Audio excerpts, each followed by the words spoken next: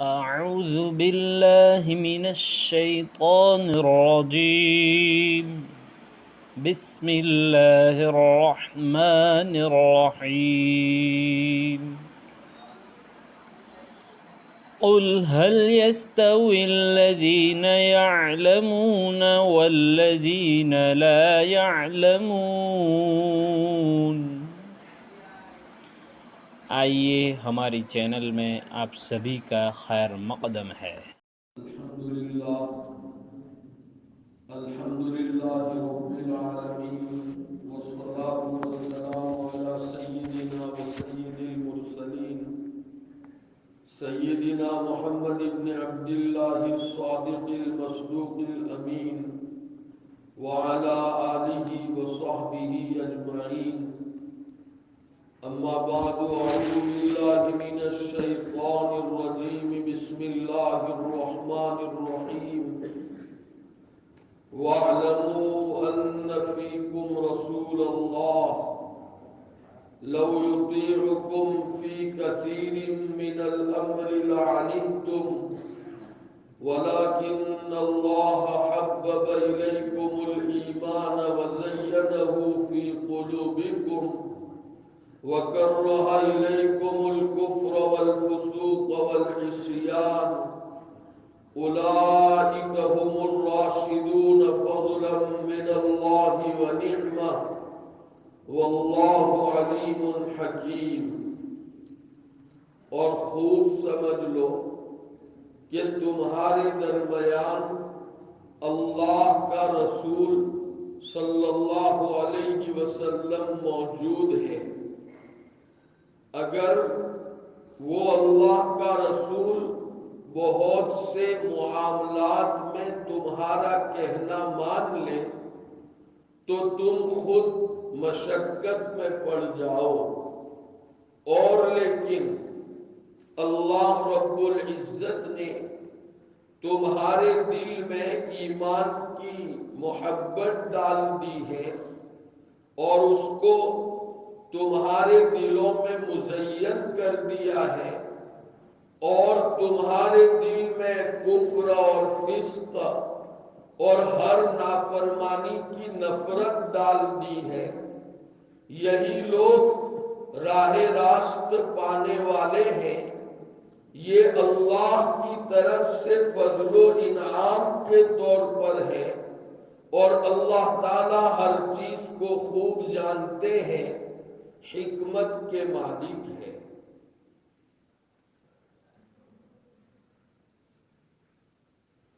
ان آیات کریمہ میں اللہ رب العزت نے صحابہ کرام رضوان اللہ علیہ مجمعین کے واسطے سے قیامت تک آنے والی امت مسلمہ کو ایک عظیم سبق دیا ہے.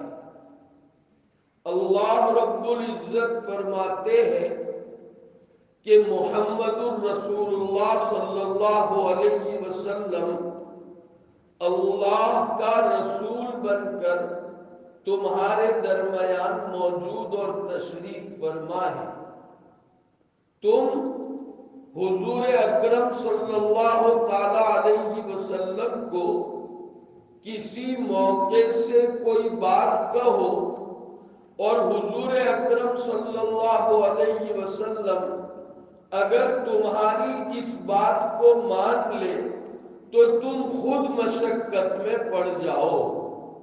لہذا تمہیں یہ نہیں سوچنا چاہیے کہ حضور اکرم صلی اللہ تعالی علیہ وسلم ہماری ہر بات کو مان لے اور حضور اکرم علیہ السلام کی ہر بات ہماری اپنی عقل اور ہماری اپنی سمجھ میں آئے اور آپ کا ہر حکم ہمارے اپنے دل و دماغ قبول کر لے.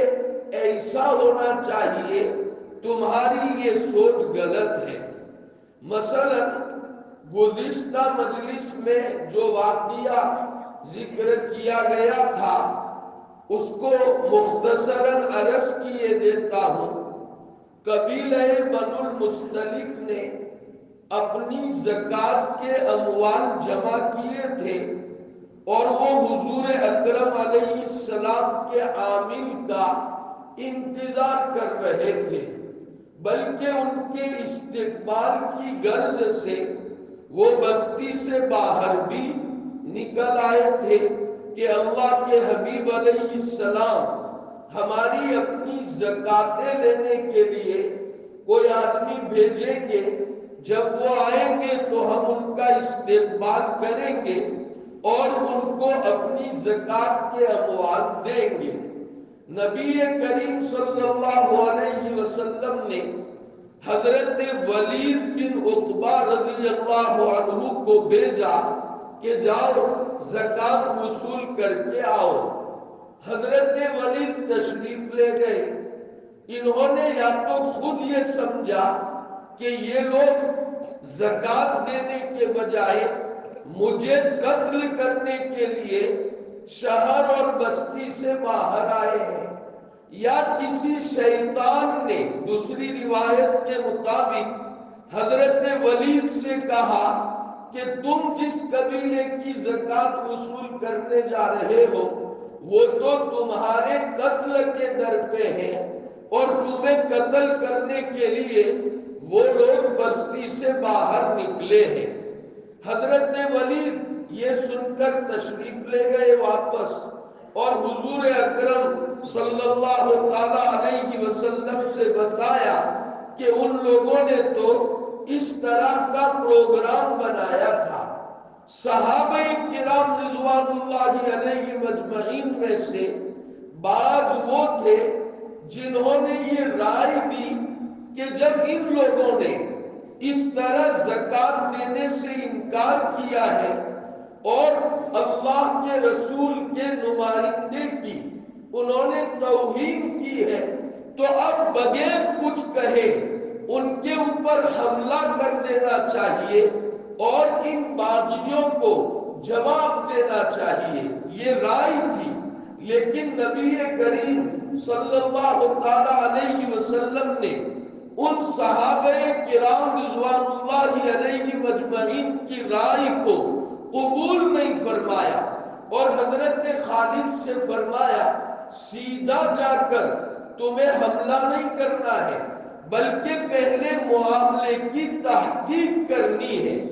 اب یہاں سوچو، اگر نبی کریم علیہ السلام ان صحابہ کرام کی رائے کو مان لیتے اور بلا تحقیق اگر اس قبیلے پر حملہ کر دیتے تو کتنا بڑا نقصان ہوتا۔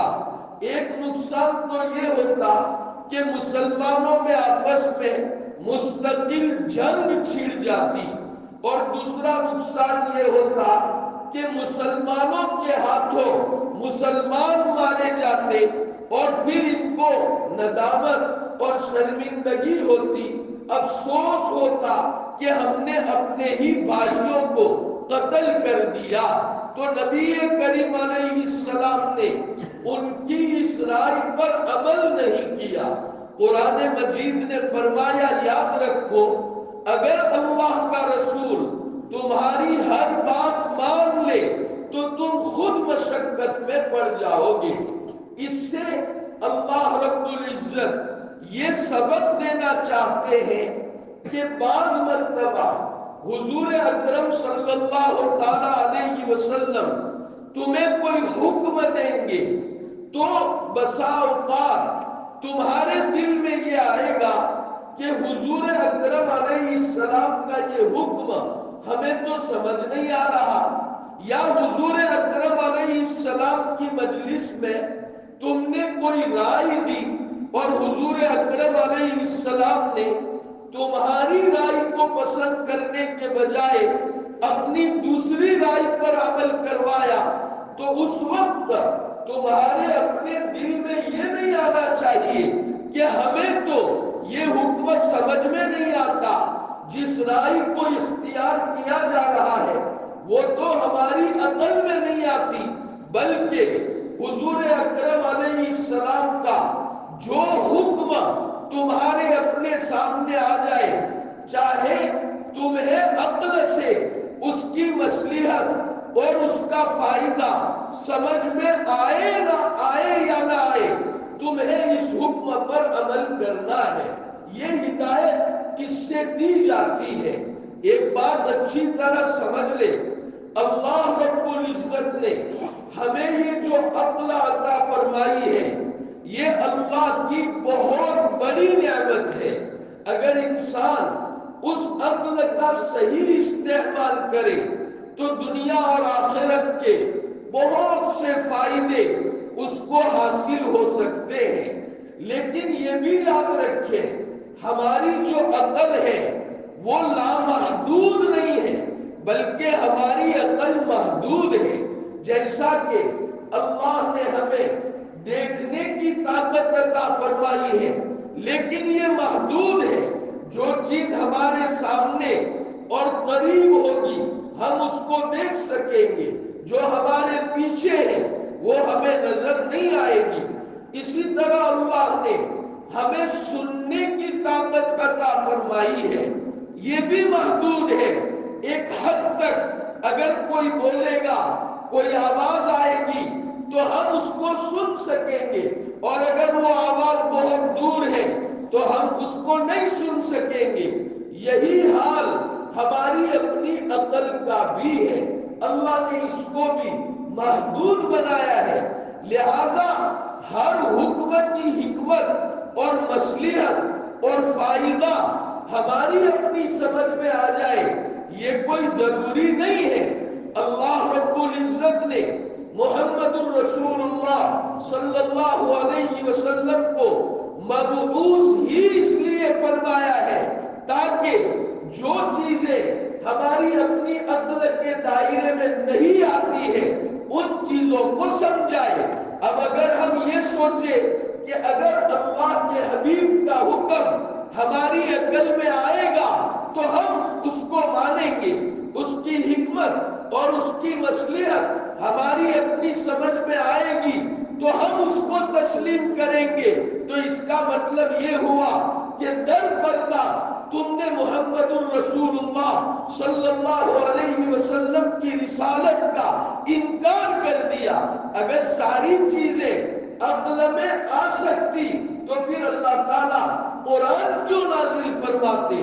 محمد الرسول اللہ صلی اللہ تعالیٰ علیہ وسلم کو نبی اور رسول بنا کر کیوں مبعوث فرماتے؟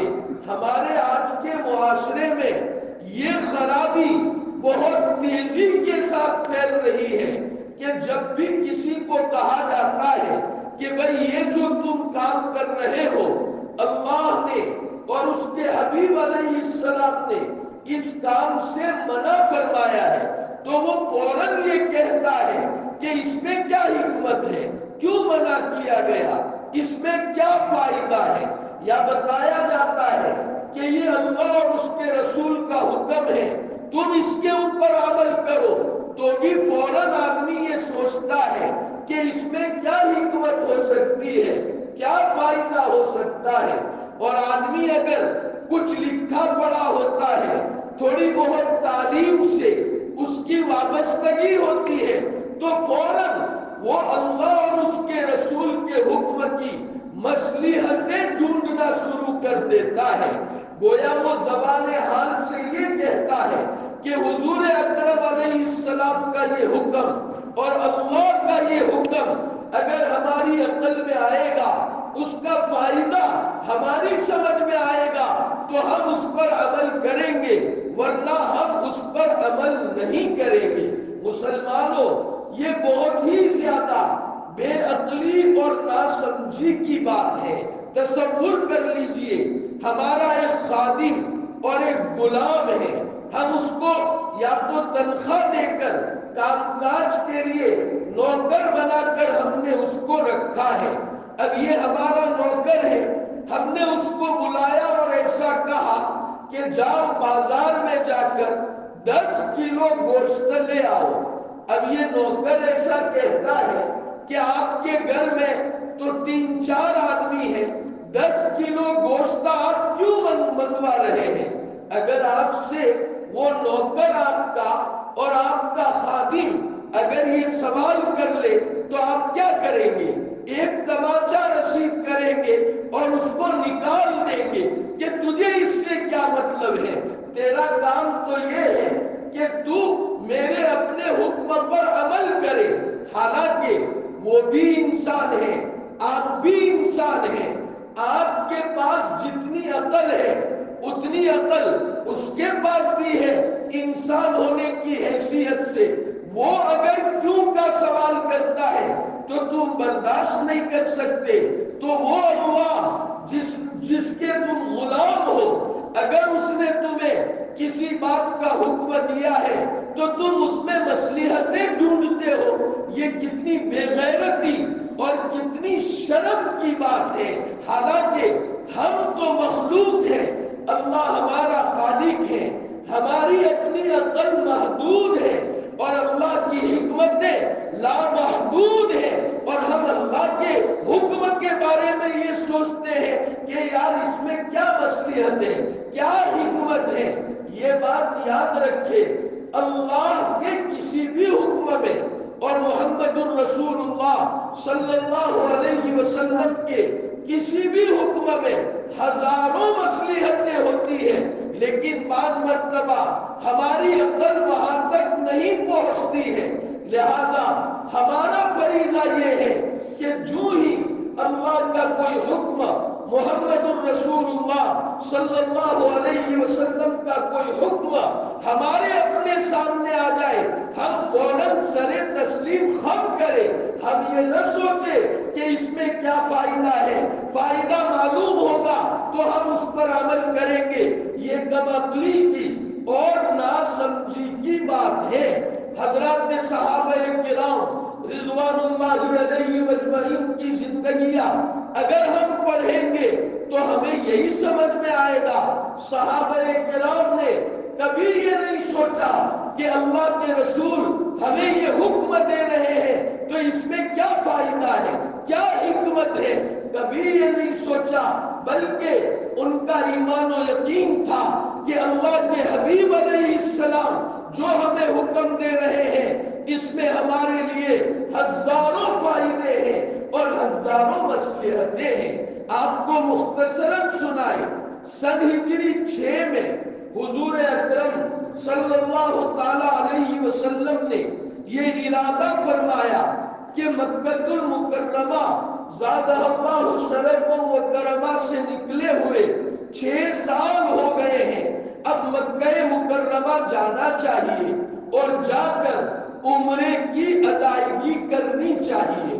حضور اکرم علیہ السلام نے خواب بھی دیکھا تھا، چنانچہ صحابہ نے اعلان فرمایا رضوان اللہ علیہ مجمعین کہ میں عمرے کے لیے جا رہا ہوں، تم سب بھی میرے ساتھ چلو اور احرام باندھ کر چلو تاکہ ان مشرکین کو پتا چلے کہ یہ جنگ کرنے کے لیے نہیں آتے، کیونکہ احرام کی حالت میں کسی جانور کو بھی قتل کرنے اور شکار کرنے کی اجازت نہیں ہے، تو جنگ کا تو کوئی سوال پیدا ہوتا ہی نہیں ہے۔ بہرحال حضور اکرم علیہ السلام صحابہ کی معیت میں نکلے، مشرکین نے راستہ روکا، آپ نے حدیبیہ کے مقام میں پڑاؤ ڈالا اور حضرت عثمان بن عفان رضی اللہ تعالی عنہ کو مشرکین اور ان کے سرداروں سے بات چیت کرنے کے لیے بھیجا کہ جاؤ ان سے جا کر کے کہو ہم کوئی جنگ کے لیے نہیں آئے، ہم تو حالت احرام کے ساتھ عمرے کی ادائیگی کے لیے آئے ہیں، تم جا کر کے یہ بات کرو۔ حضرت عثمان مکہ مکرمہ میں تشریف لے گئے، ادھر یہ افواہ پھیل گئی کہ مشرکین نے حضرت عثمان کو رضی اللہ تعالی عنہ شہید کر دیا ہے۔ جب یہ خبر حضور اکرم علیہ السلام تک پہنچی تو حضور اکرم علیہ السلام نے ایک درخت کے نیچے صحابہ کرام سے بیعت لی، یعنی اپنے ہاتھ میں ان کا ہاتھ رکھ کر یہ معاہدہ کروایا کہ ہم مشرکین سے خون کے آخری قطرے تک لڑیں گے۔ اب صحابہ کرام میں جہاد کا اور لڑنے کا ایک اشتیاق تھا، جذبہ تھا، ولولہ تھا، لیکن اللہ کا حکم آیا کہ مشرکین سے لڑنا نہیں ہے بلکہ ان سے صلح کرنی ہے۔ نبی کریم صلی اللہ تعالی علیہ وسلم نے صحابہ کرام سے فرمایا ہمیں لڑنا نہیں ہے، اللہ کا حکم ہے کہ ہمیں مصالحت کرنی ہے۔ اب دیکھیے صحابہ کرام کی وارفتگی دیکھیے، حالانکہ جذبہ تھا قتال کا، لڑنے کا، مکہ مکرمہ کے قریب عمرہ ادا کرنے کے لیے آ گئے ہیں، مشرکین نے راستہ روکا ہے، لیکن حضور نے فرمایا ہمیں صلح کرنی ہے، چنانچہ صلح ہوئی۔ اب صلح میں جو شرائط طے کیے گئے وہ بالکل مسلمانوں کے خلاف اور مشرکین کے حق میں تھے۔ پہلی شرط تو یہ تھی کہ تم اس سال عمرہ نہیں کرو گے، تمہیں آئندہ سال 3 دن کے لیے آ کر عمرہ کرنا ہے۔ اب صحابہ کو یہ شرط بالکل منظور نہیں تھی کہ ایسا کرنے کی ضرورت کیا ہے، ہم لڑ لیں گے لیکن عمرہ کر کے جائیں گے۔ دوسری شرط یہ رکھی کہ ہمارا کوئی آدمی اگر ہمارے یہاں سے بھاگ کر تمہارے یہاں مدینہ آتا ہے، چاہے وہ مسلمان بن کر آئے، اسے واپس کرنا پڑے گا۔ اور ایک شرط یہ تھی کہ تمہارا آدمی اگر ہمارے یہاں آئے گا تو ہم اس کو واپس نہیں کریں گے۔ دیکھیے یہ صلح صحابہ کرام کو بالکل سمجھ میں نہیں آ رہی تھی۔ فاروق اعظم رضی اللہ تعالی عنہ جیسا استقامت کا پہاڑ بھی اس کو سمجھنے کے لیے تیار نہیں تھا کہ آخر یہ کیسی صلح ہو رہی ہے، دب کر صلح کرنے کی ضرورت کیا ہے۔ فرماتے تھے کیا ہمارے مقتولین جنت میں اور ان کے مقتولین جہنم میں نہیں جانے والے، آخر ایسا کرنے کی ضرورت کیا ہے۔ لیکن جب حضور اکرم علیہ السلام کا حکم آ گیا، صحابہ نے اپنے تمام تر جذبات کو قربان کر دیا اور ہمیں یہ سبق دیا کہ جو ایمان ہم لائے ہیں، جو کلمہ ہم نے پڑھا ہے، اس کا تقاضا یہی ہے کہ کوئی بھی حکم زندگی کے کسی بھی شعبے میں جب تمہارے سامنے آ جائے تو تمہیں یہ نہیں سوچنا کہ اس میں ہمارا فائدہ کیا ہے اور مصلحت اور حکمت ہے یا نہیں ہے، بلکہ اسی کو اپنے لیے بہتر سمجھ کر ہمیں اس حکم پر عمل کرنا ہے۔ بھائی ہم نے ایمان لا کر اللہ سے وعدہ کیا ہے، لا الہ الا اللہ، ہم نے پڑھا ہے کہ اے اللہ ہم تیری ہی عبادت کریں گے، تیرے علاوہ کسی اور کی عبادت نہیں کریں گے، اور ہم زندگی محمد الرسول اللہ صلی اللہ علیہ وسلم کے طریقے کے مطابق گزاریں گے۔ لہذا اللہ کے ساتھ ہمارا معاہدہ ہے، ہمیں اللہ کے حکم پر ہر حال میں عمل کرنا ہے، چاہے وہ ہماری سمجھ میں آئے یا نہ آئے، ہماری اپنی خواہش کے مطابق ہو یا نہ ہو، ہماری اپنی مرضی کے مطابق ہو یا نہ ہو، ہمیں اللہ کے حکم پر عمل کرنا ہے۔ چونکہ ہم نے اللہ سے کہا ہے ایاک نعبد، ہم تیری ہی عبادت کرتے ہیں، لہذا جس حال میں بھی تیرا حکم آئے گا ہم سر تسلیم خم کر دیں گے۔ صحابہ کرام رضوان اللہ علیہ مجمعین نے اپنے اللہ سے کیے ہوئے اس وعدے کو کیسا نبھایا؟ آپ کو معلوم ہے کہ صحابہ کرام رضوان اللہ علیہ مجمعین زمانے جاہلیت میں شراب کے عادی تھے، شراب ان کی گڈی میں پڑا ہوا تھا اور ان کو اس پر ناز تھا کہ ہم بڑے شراب پینے والے ہیں۔ اس قدر شراب سے ان کو محبت تھی کہ شراب کے لیے 200 نام متعین کیے گئے ہیں۔ صبح جو شراب بنائی اس کا نام الگ، شام کو جب شراب بنائی اس کا نام الگ، رات کو بنائی اس کا نام الگ، کھجور سے بنائی نام الگ، انگور سے بنائی، اس کا نام الگ، یعنی 200 نام شراب کے رکھے گئے۔ شراب کی ایسی لت صحابہ کرام کو پڑی ہوئی تھی۔ اور آپ یہ بھی جانتے ہیں کہ کوئی بیڑی کا، سگاریٹ کا یا تمباکو کا عادی ہوتا ہے تو وہ جلدی اس کو چھوڑ نہیں سکتا، اور شراب کی لت یہ تو اس سے بھی بری لت ہے۔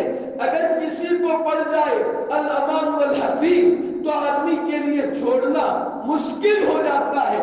تو شراب کے صحابہ اس قدر عادی تھے، لیکن ہوا کیا، جب شراب کی حرمت نازل ہوئی اور نبی کریم صلی اللہ تعالی علیہ وسلم نے جب یہ منادی کروائی، الا ان الخمر قد حرمت، سنو شراب حرام کر دی گئی ہے شریعت میں۔ حضرت انس فرماتے ہیں رضی اللہ عنہ وارضاہ، جس نے شراب پینے کے لیے پیالہ اپنے ہاتھ میں اٹھایا تھا اور اپنے منہ کے قریب لے گیا تھا، لیکن جب یہ سنا شراب حرام ہو گئی ہے تو اس کو بھی پینا گوارا نہ کیا، پیالہ زمین کے اوپر پٹک دیا اور مدینے کی گلیوں میں 3 دن تک شراب بہنے لگی۔ تو یہ وارفتگی تھی اللہ کے احکام کے اوپر۔ ہمیں اسی طرح مر مٹنا چاہیے، اسی کا نام عبدیت ہے، اور یہی ہم نے اپنے اللہ سے معاہدہ کیا ہے۔ اللہ رب العزت نے ان صحابہ کرام کے بارے میں فرمایا، اللہ نے تمہارے دلوں میں ایمان کی محبت ڈالی ہے اور اس ایمان کو اللہ نے مزین کر دیا ہے۔ اگر ہم بھی ایسی وارفتگی پیدا کریں گے، اللہ کے حکموں پر ہر حال میں عمل کرنا جب سیکھیں گے، اللہ ہمیں بھی ایمان کی محبت دے گا، ایمان ہمارے قلوب میں مزین کرے گا، کفر فسق اور نافرمانی کی نفرت اللہ ہمارے دل میں ڈالے گا، ہم پر فضل فرمائے گا، انعام فرمائے گا، اور اپنے فضل سے اور اپنے انعام سے ہمیں راہ راست کے اوپر جمائے گا، اور اللہ اپنی محبت سے ہمارے دلوں کو آباد کرے گا۔ بہرحال قرآن مجید کی یہ آیات ہمیں یہ بتا رہی ہے کہ زندگی کے کسی بھی موڑ پر، کسی بھی مرحلے میں اللہ کے رسول کا کوئی حکم آ جائے صلی اللہ علیہ وسلم، اللہ کا کوئی حکم آ جائے تو بنا چونو چرا ہمیں اسے قبول کر لینا چاہیے۔ اس کی مصلحت اور اس کے فائدے کے پیچھے ہمیں بالکل نہیں پڑنا چاہیے۔ جو شریعت ہمیں دی گئی ہے سراسر اسی میں ہمارا فائدہ ہے، اور وہی ہماری فطرت کے عین مطابق ہے، چاہے ہمیں سمجھ میں آوے یا نہ آئے۔ اللہ رب العزت اس بہترین تعلیم کے اوپر جو ان آیات سے نکلتی ہے، ہم سب کو عمل کرنے کی توفیق و سعادت نصیب فرمائے۔ ہم نے اللہ کے ساتھ جو معاہدہ کیا ہے، اللہ اس معاہدے پر ہمیں چلنے کی توفیق عطا فرمائے، اس کے احکام کی عظمت ہمارے دلوں میں آئے، اللہ قبول فرمائے۔ اخیر میں ایک اعلان یہ تھا کہ ہمارے بھروچ ضلع کا اجتماع آپ حضرات جانتے ہیں 5، 6 اور 7 کو دیولہ مقام پر ہے، لہذا ہم اپنی بستی میں یہ محنت چلائیں کہ بستی میں جتنے بھی افراد ہیں وہ سب اس اجتماع میں شرکت کریں، چاہے وہ جوان ہو، بڑی عمر کے ہو، ادھیڑ عمر کے ہو، کوئی فرد ایسا نہ ہو جو اجتماع میں شرکت نہ کرے۔ اس کی ہم محنت چلائیں اور اس کی بھی محنت کریں کہ اجتماع کے جو 2، 2.5، 3 دن ہیں ہم انشاءاللہ وہی رہیں گے۔ اس اجتماع کو معمولی نہ سمجھے، اس میں اللہ کے نیک بندوں کا اجتماع ہوتا ہے اور اللہ کے نیک بندوں کے بیانات ہوتے ہیں، تعلیم کے حلقے لگتے ہیں، لوگ اللہ کے نیک بندے صبح اٹھ کر تہجد میں روتے ہیں۔ ایک موقع ہوتا ہے مسلمانوں جو ہماری ساری زندگی کو بدل دیتا ہے۔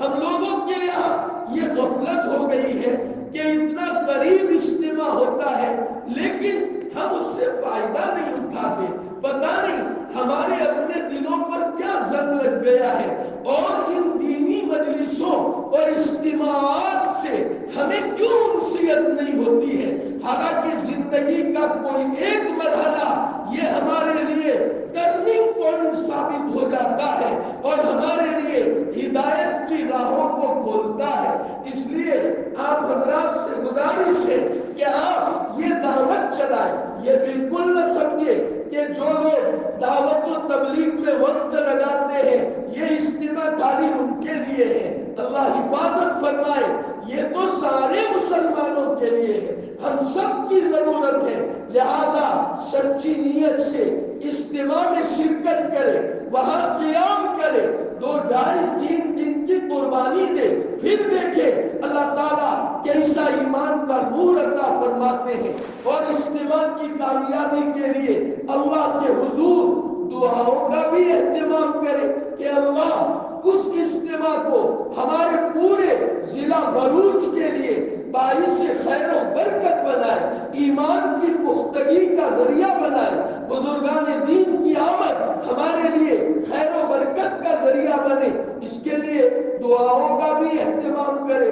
اللہ ہم سب کو عمل کی توفیق عطا فرمائے، آمین۔ وآخر دعوانا الحمدللہ۔